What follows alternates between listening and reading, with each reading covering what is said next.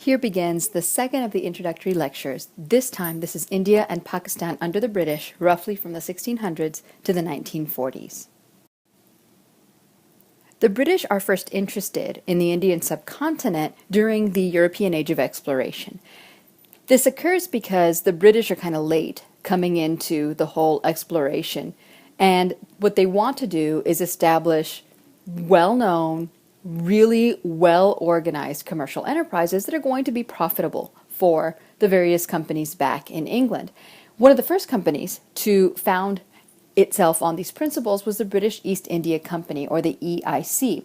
And very quickly, the EIC heads off to Asia and begin to negotiate all of these trading relationships. They hit pay dirt in India, and they do so because they're happening to come in at a time when the Mughal Empire is starting to falter, when the Portuguese have already been there and established relationships, and so they're not the first ones to come in, but they're able to take advantage of this power vacuum that's beginning to emerge in India.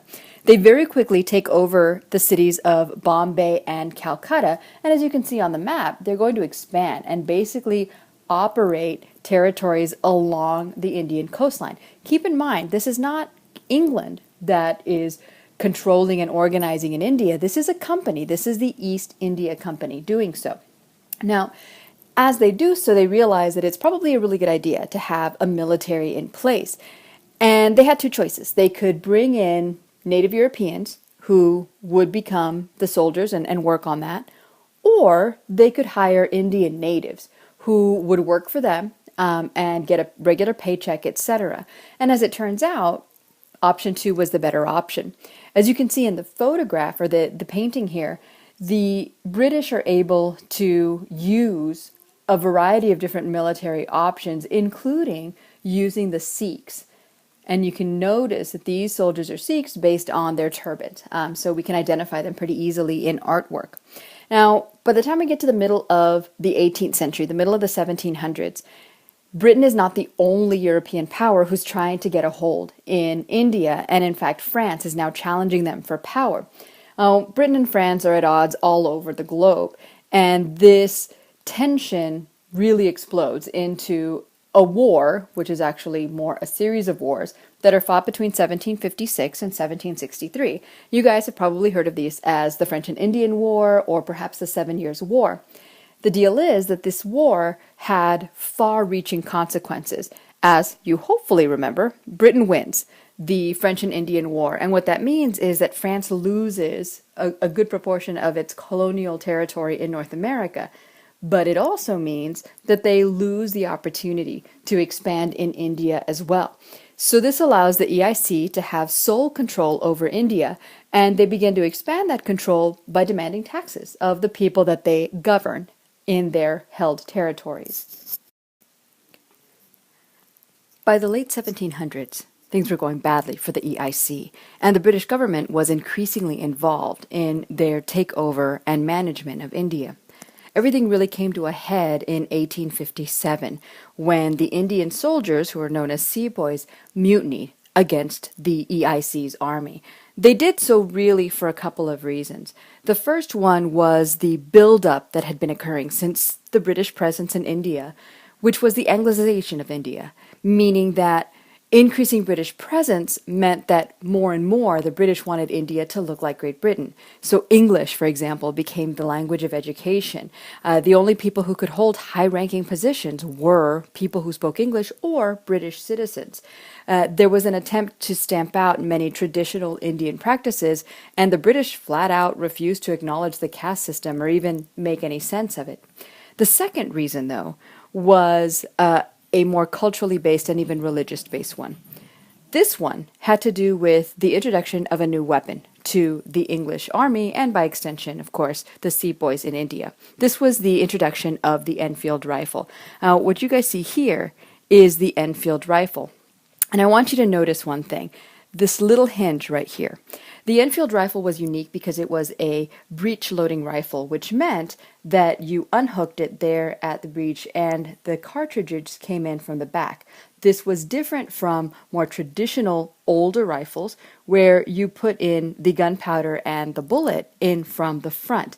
This was a much safer rifle. The problem was that the cartridges came encased in animal fat. That was either cow fat or pork fat. So take a brief moment and think about why that might be a problem for natives of India in the middle of the 19th century. Hopefully you mentioned or came up with something along the lines of, hey, Hindus revere the cow, and they would not want to eat cow, even cow fat. And if the Indians happen to be Muslim, well, same thing goes. They don't eat pork, so they don't want to have any pork fat. The British didn't understand this, and when the sepoys refused to use the Enfield rifle, they court-martialed some of them, which led to the Greater Rebellion. Now, the mutiny was widespread, and in the end, thousands of Indians, both soldiers and civilians, had died, and hundreds of British, both women and children, as well as the military, had died too. But in the end, the British won. They had more people, they had better weapons, but really it was this sense of superiority. The British, along with all of the Europeans, really were kind of completely taken by this concept of social Darwinism. And this is connected to Darwin's concept of survival of the fittest. Darwin, of course, had applied survival of the fittest in a biological sense. The most fit version of the species is going to survive, and you really send their genes, their genetics on to the next generation. And as we go through generation after generation, only the fittest of the species will survive. Well, there were some people who applied this biological concept to a social one, and these were men known as social Darwinists. What they believed was that since Europeans were clearly the best civilization, i.e., they'd spread across the world, they had these enormous empires, what that meant was it was their right, and in fact their responsibility, to teach everyone around the world Western European style, and in India's case, British style governance. The Sepoy Rebellion was really the EIC's last hurrah, and they had to hand over the colony to the British government at that point.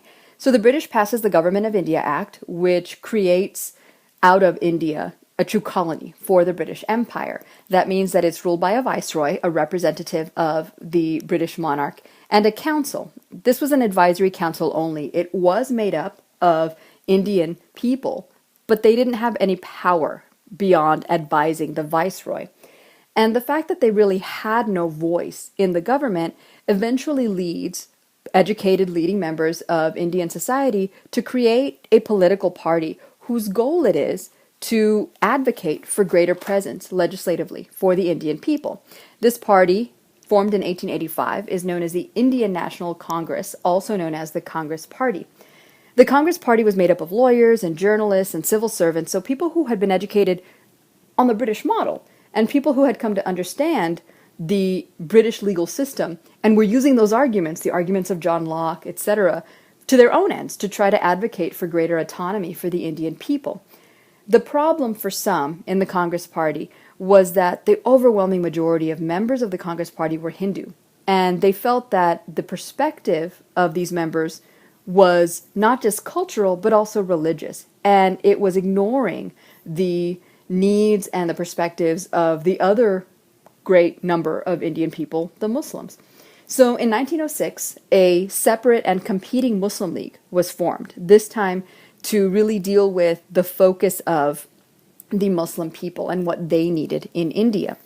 Now, the British in the late 19th century really were kind of responding to this turmoil that they see happening in India. They don't really know how to deal with it. And honestly, there's a lot of stuff going on in Europe that had their attention more than what was going on in their colonies.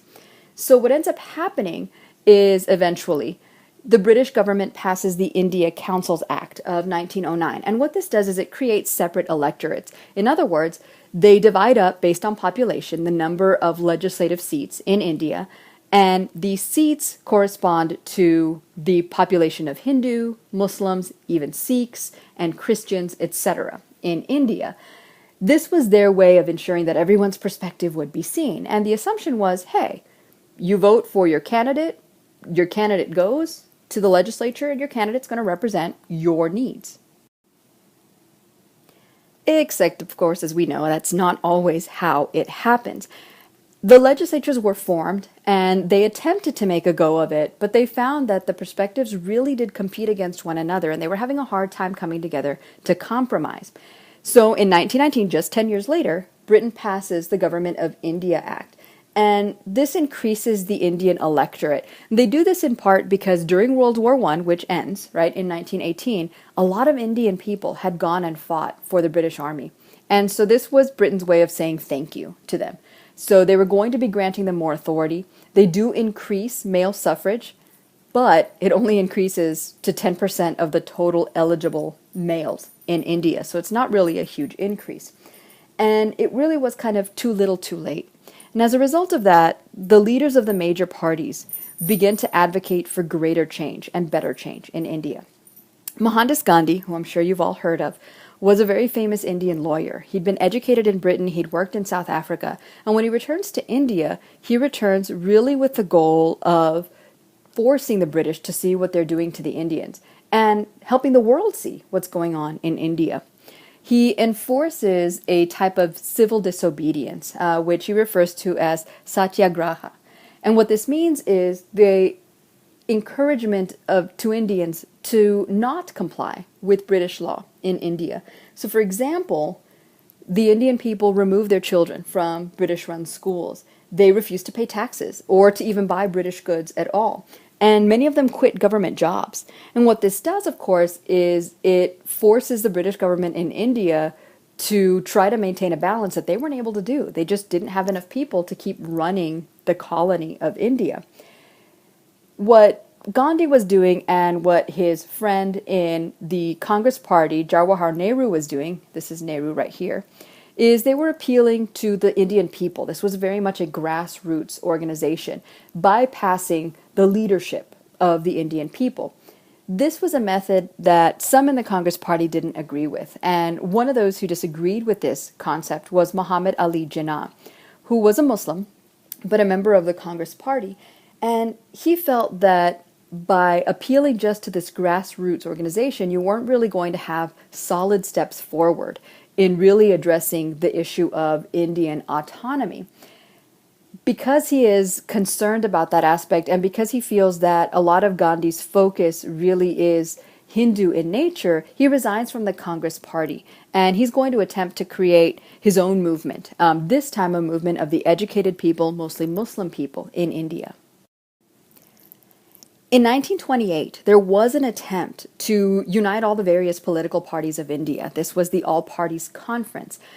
The Congress Party, which had by far the largest leadership, submitted a request that called on Great Britain to grant India dominion status. And what this meant was that India would be autonomous. They would be a self-governing nation, but they would still be a part of the British Commonwealth.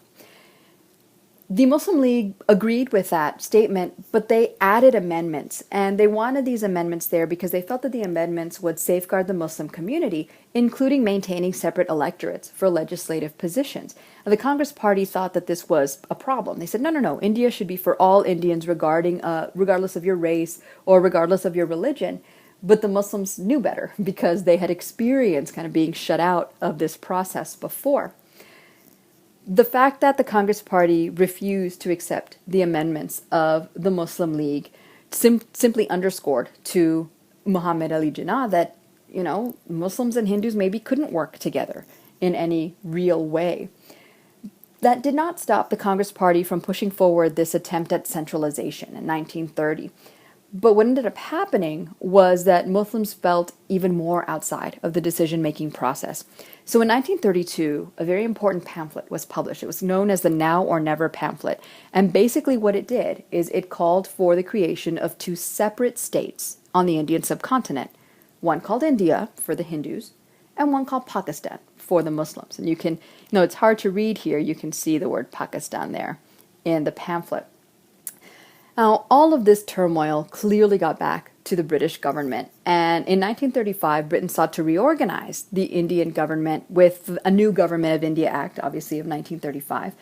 And what this did was it created a federation of 11 British provinces in India and hundreds of little princely states.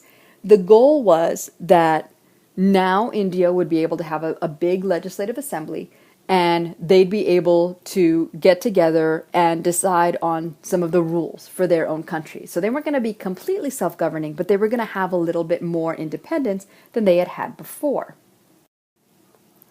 So elections were held finally in 1937, and the Muslim League, which had a possibility of 485 seats in legislative assemblies, were defeated. That political party won only 108 out of the 485 possible seats. On the other hand, the Congress Party won almost all of the seats that were available to Hindu Indians. And as a result of that, the Muslim League saw that its agenda in these legislative assemblies was really limited. They couldn't do what they wanted to do. And even in the provinces that were represented by a Congress Party member, but where there was a majority of Muslims, the Congress Party members, representatives, voted with the Congress Party. And so the Muslim constituents felt very much betrayed by their representatives.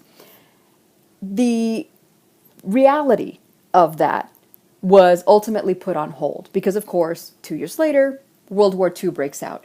And just like they had done with World War I, thousands of Indians suited up and went off to fight this war against the British enemy, right? The Nazi Germans, etc. Over the course of that process, there was a new idea that emerged, and this was an idea for a new federation based very much on the amendments that Ali Jinnah had made at the all-party conference, excuse me. This was an idea about a new federation where people could voluntarily transfer to whichever part of India they felt they belonged. So if you were Muslim Indian, you probably wanted to move north, where the majority of the Indians there were Muslim. And if you were a Hindu Indian, you probably wanted to move south, where the majority of Indians were Hindu. The Congress Party, again, didn't like this idea at all. They felt that it was going to be ultimately a weakness for India if the subcontinent split into more than one country. But by 1940, the Muslim League had a very definite agenda, and this was the preserving of northwest and eastern India for Muslims, which, as you can see on the map, that's really where most of the Muslims lived. And the rest of the country would be free for Hindu Indians. And so this was the main idea presented. The British knew that it was only a matter of time before India really would be granted its independence. So beginning in 1942, this is still during World War II, the British government began to move forward with plans to grant India independence. But what precisely would that independence look like? That was still the big question. At the end of World War II, new elections were held in India, and in these elections, we saw a dramatic increase in the number of Muslim League Party members who were elected to office.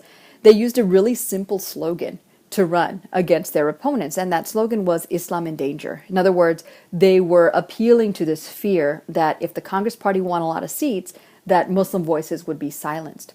As a result of that slogan and their really fierce campaigning, they won 442 out of a possible 509 Muslim seats. And this allowed them to have a seat at the table, to be able to really voice their concerns regarding Indian independence. So when the legislative assemblies all meet, you can imagine what happened. Again, stalemate. Congress Party has one idea, Muslim League has other ideas, and the smaller constituencies like the Sikhs, like the Christians, almost always had their voices drowned out because nobody wanted to hear what they had to say. The British realized that this wasn't quite going as smoothly as they had hoped, and so, still in 1946, they send a representative of the British government, Sir Stafford Cripps, out to India. And he is the leader of the Cabinet Mission for Independence. It's going to be his job and the job of his cabinet to seek compromise amongst the various Indian stakeholders. And it's this exercise, the Cabinet Mission for Independence and their mediation, that you will all be simulating as we go forward with our simulation of Indian and Pakistani decolonization over the next couple of days.